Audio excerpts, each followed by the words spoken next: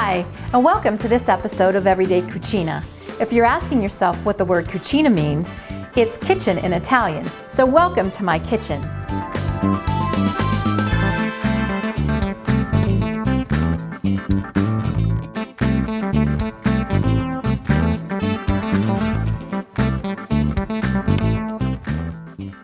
Today, I'm hosting book club, so I'm going to get started by making a hummus dip. Hummus is made from chickpeas, and you can get it in the local grocery store, or you can go to a Middle Eastern restaurant that sells it and purchase it. That's what I did. So this is the hummus, and we're going to take it out of the container, and we're going to put it on our dish. Get it all out of the container. Hummus is made with chickpeas. They put them in a food processor, and they also put garlic in it, olive oil, and they use a paste called tahini paste. And tahini paste is made from sesame seeds. They puree the sesame seeds down to like a consistency of peanut butter. And they mix it all together, and that's how they come up with hummus. Hummus is also very healthy for you. It has a lot of vitamins and nutrients, and of course the fiber in the beans. And this is just a nice, healthy appetizer that I know the girls will really enjoy. Okay, so let's get this all spread around. And it's easy, it's light. You can also make this for yourself and have it for lunches. It's almost like making a cake. All right, so now we have that all spread around. Wipe my hands off. Next, we're going to take some cucumbers. We're going to start doing some layers. So the first layer is the cucumbers. Cucumbers are just going to add a nice crunch to it. Cucumbers have that clean taste to it. I'm just going to spread those around. This is about 2 cups. You might not need them all, but I tend to load it up pretty good. So I'm just going to put this around, and you can leave, you can leave the skins on if you'd like, or stripe them. It just looks pretty. Next, we're going to add red bell pepper, just to give it more color.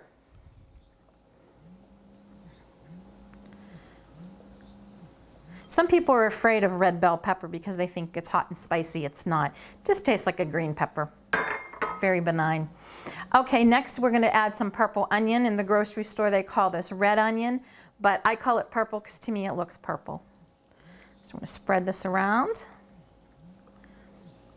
These guys don't want to be with their buddies on this appetizer, but they're going. All right, that's good enough. Get on there. Next, we're going to add some sun-dried tomatoes. These sun-dried tomatoes are packed in oil, so they look a little more cooked than they do if they're dried. I use both. In this recipe, I use these because they're packed in oil. But if I'm making a pasta dish and I'm doing just garlic and olive oil, I will just, Bag's fighting with me. I will just use the dried ones, and they look like this. They're pretty similar. They're dried, and I just cut them up, throw them in the olive oil with some garlic, and saute them around, and it infuses the olive oil, and it gives the pasta a nice flavor. So I'm going to put this on top of here too. I love sun-dried tomatoes. They just add a nice flavor to the dish. Okay, there we go. Last but not least, we're going to add some feta cheese. Feta cheese is crumbly, and we'll just throw that on top of here. You don't want too much. You don't want it to overpower your dish. But it's a nice addition to add on the top. Okay, and there you have it. So what I'm going to do now is I'm going to cover this, and we'll throw it in the fridge for later. It'll be nice and cool. Okay.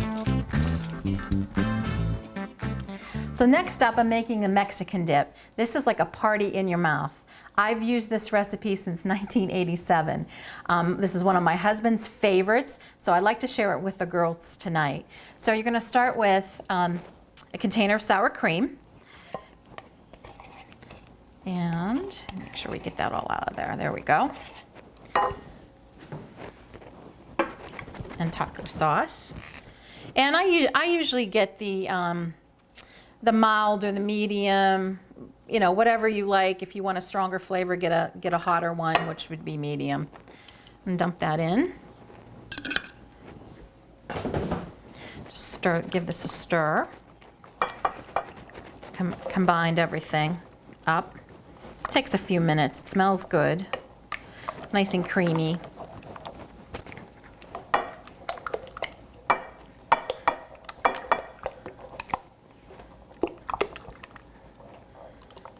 All right, so I'm going to put this aside, and next we're going to mix up an envelope of taco seasoning mix and 1 can of refried beans. I usually get the original taco seasoning mix. I don't get anything fancy in it. And the refried beans, you can get green chilies in it and other things. I just get the plain because we're going to add green chilies to this recipe in a few minutes. And this is another dip that we're going to layer. So we're going to get everything out of the can. There we go. Sort of stinky, but it's good. Grab a spoon. Just gonna do a little mix in here. Like I said, I've been making this recipe since 1987. When I worked at a bank back home, a friend of mine, her name is Glenda, she made this recipe, and I fell totally in love with it, and I've been making it ever since. The first time I made dinner for my husband, and I made this appetizer. I think that's why he fell in love with me, because I'm such a good cook. I think that was one of his requirements for a bride, so he tells me. All right, so that's all mixed up really nice. So next what we're going to do is we're going to start to layer. So we're going to put this in the dish. We're going to start with this first because it's solid and it'll hold everything together. Okay. Plop it in there. Make sure you clean it good. Okay, now we're going to spread this around. So it's on the bottom.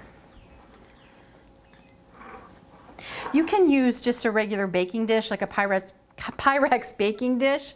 I'm not using one today because the girls are coming and I want to do something a little more fancier. But, you know, as long as it bakes, you can even use a pie dish for this. I've done it in a pie dish. Okay, get everything off of there. Next, we're going to add in the sour cream and the taco sauce. Get that all in there.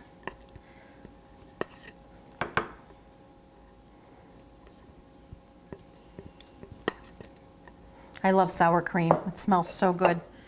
I could just eat it like this. Okay, I'm going to spread that around.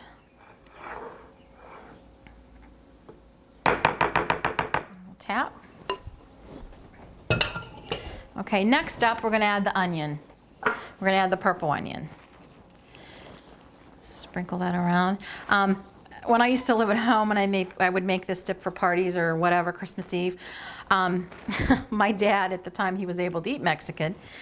He would have it, he would eat this dip and then he would have nightmares, and he said he always called this the nightmare dip, so he stopped eating it after so many nightmares. Okay, next we're going to add some black olives. What I do is I buy a medium-sized black olive and I just slice them in half and just throw them in there. And that just adds some more texture to the dish and makes it taste really good.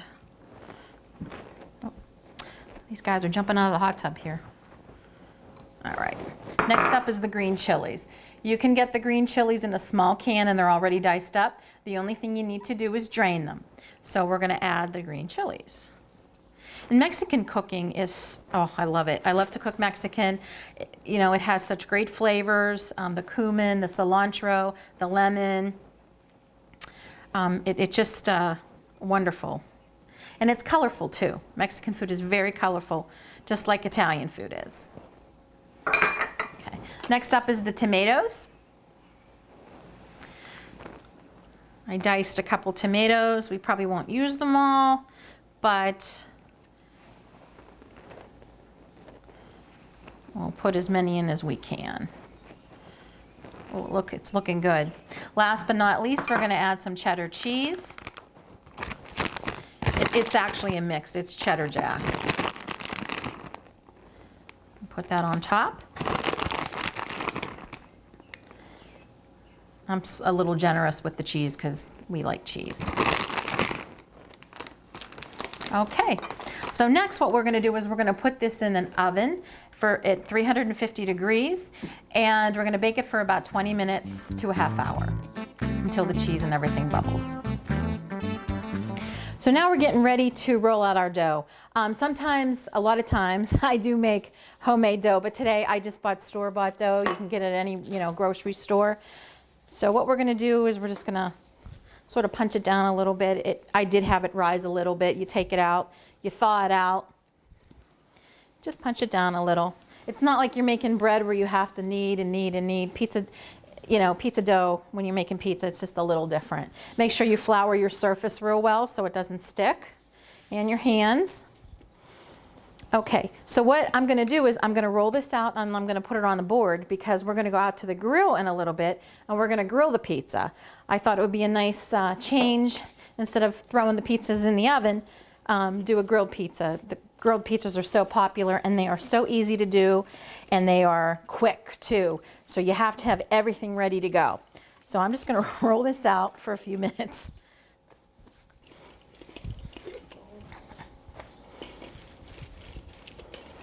All right, so as you can see, I rolled it out into a pretty decent size. Took a little time, but it's there. What I'm gonna do next is I'm gonna transfer it to my pizza peel. This is a pizza peel. This is a great tool to have if you like to make pizza. You get your dough on it and then you can flip your dough in your oven or either on your grill. So I'm gonna carefully transfer that over.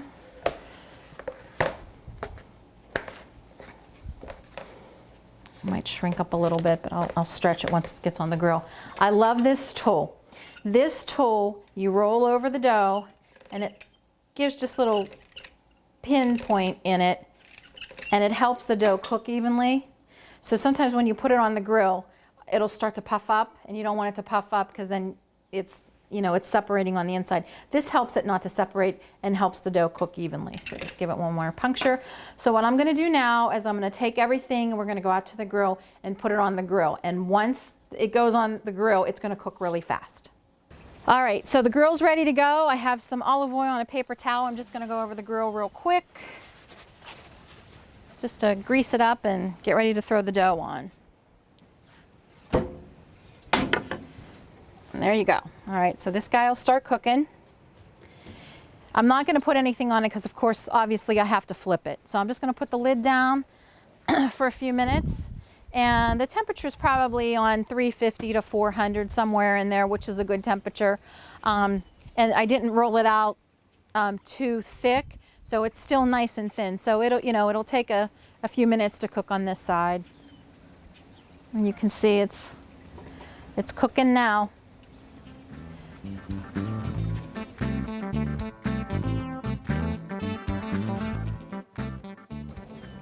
All right, so see how it's popping up? I try to get the bubbles out. And it's cooking. I'm gonna give it maybe another minute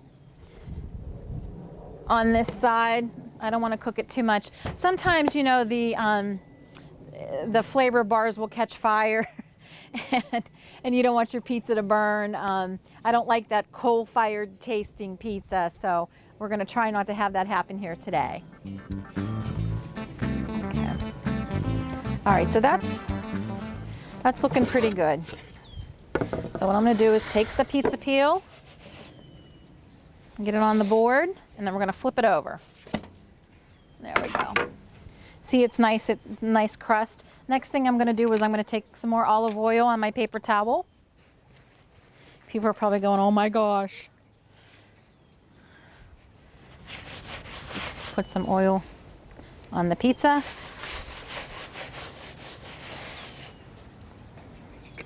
And it does go, it cooks really fast. So next we need to get our sauce going. And you can use any kind of pizza sauce. You can make your own. I have made my own. You could buy store-bought. Store-bought is just as good. and it's quicker and faster. Let's get this spread around. And I don't like to leave like anything like unsauced. I'm a big sauce person. I'll try to get the ends.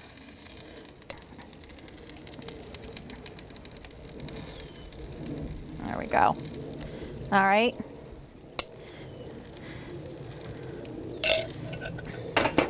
Next, we're going to get the roni going. Love pepperoni. I'm not very big into pizzas with broccoli on it or Hawaiian pizzas. I don't dig those. I like the traditional. I like the meat pizzas. I like the veggie pizzas. No broccoli though. I don't like trees on my pizza. I had an aunt who was from Chicago, and she used to make that Chicago style pizza, and it was, oh my God, it was the best pizza. She'd send some down for us sometimes when she made it, and it was to die for. It was thick, and she put roasted red peppers, and she probably roasted the peppers herself. But she made a beautiful pizza, and every time I make pizza, I think of her. All right, next we're gonna put our cheese on. I like to get a mixture. This is provolone and mozzarella. I just like to add, you know, different cheeses, and we put a decent amount of cheese on the pizza.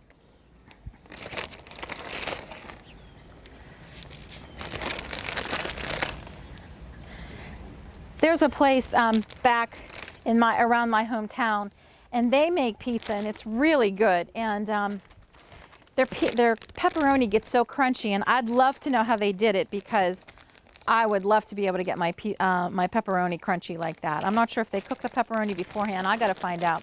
This is just some Parm cheese. I like to add Parm cheese along with the mozzarella and the provolone. Just sprinkle that on. And there you go. All right, so we're going to cook this for a few minutes. Okay, so I think the pizza's done. I turned it a few times, and the crust is looking good. Oh, there you go. There's our pizza. So what I'm going to do now is I'm going to shut everything down, go back inside, and I'll show you how to make the sangria.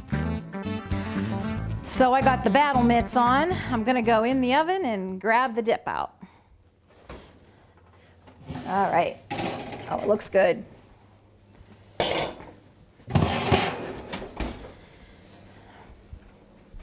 All right, so as you can see, it's all cooked up. It's a little bubbly, which is what we want. And the cheese is melted all over everything. So it's gonna taste fantastic. It's gonna be a party in their mouth. So the last thing on the to-do list is to make the sangria cocktail. So it's gonna be made with brandy and dry wine. And I'm gonna grab the stuff and we're gonna show you how to do it. So we're gonna make our sangria. So we're gonna start with 1/4 cup of sugar.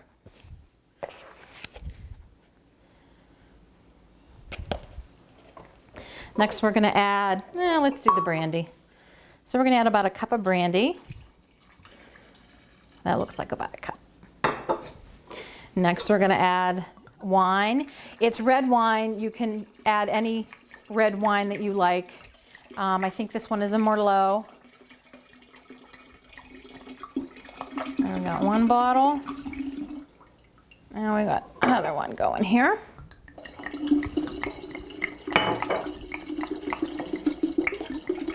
It smells good already.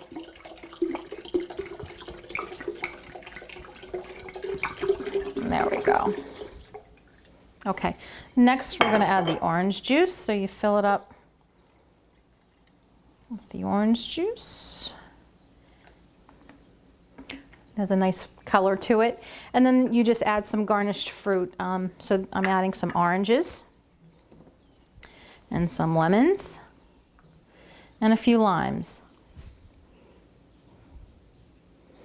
I'm just gonna put this in and give it an easy stir because I'm at the top of the carafe here. So, and you wanna just get the sugar to dissolve.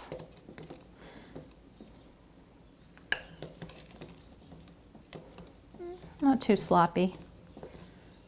Okay, that looks good.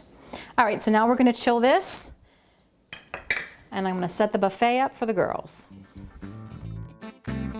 So there you have it. You have the hummus, the healthy hummus dip.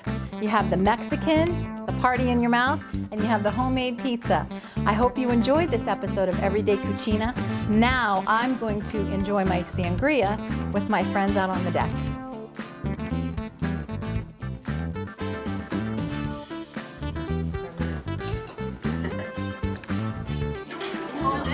Jen, what this looks so good. What is that? So that's Mexican. That's refried beef, right? Yeah, especially. Yeah, I think so. I hope so.